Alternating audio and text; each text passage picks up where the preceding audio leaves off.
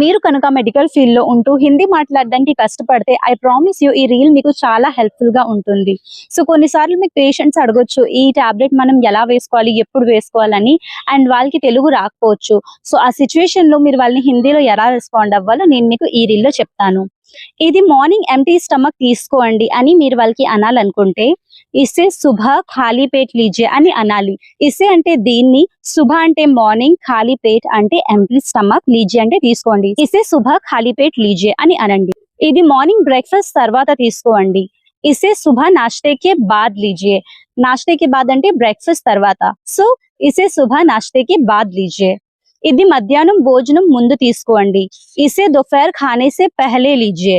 దోపహర్ అంటే మధ్యాహ్నం, ఖానే సే పెహలే అంటే భోజనం ముందు. సో ఇసే దోపహర్ ఖానే సే పెహలే లీజియే. ఇది మధ్యాహ్నం భోజనం తర్వాత తీసుకోండి. ఇసే దోపహర్ ఖానే కే బాద్ లీజియే.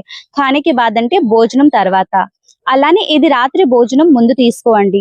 ఇసే రాత్ ఖానే సే పెహలే లీజియే. ఇది రాత్రి భోజనం తర్వాత తీసుకోండి. ఇసే రాత్ ఖానే కే బాద్ లీజియే. నేను సేమ్ టాపిక్ లో పార్ట్ 2 కూడా చేయాలనుకుంటున్నాను. మీ ఆలోచన ఏంటో మీరు నా కామెంట్ సెక్షన్ లో చెప్పండి. అండ్ ఇలానే హిందీ నేర్చుకోవడానికి పల్లవి స్పీక్స్ హిందీని ఫాలో అవ్వడం మర్చిపోకండి. Thank you for watching.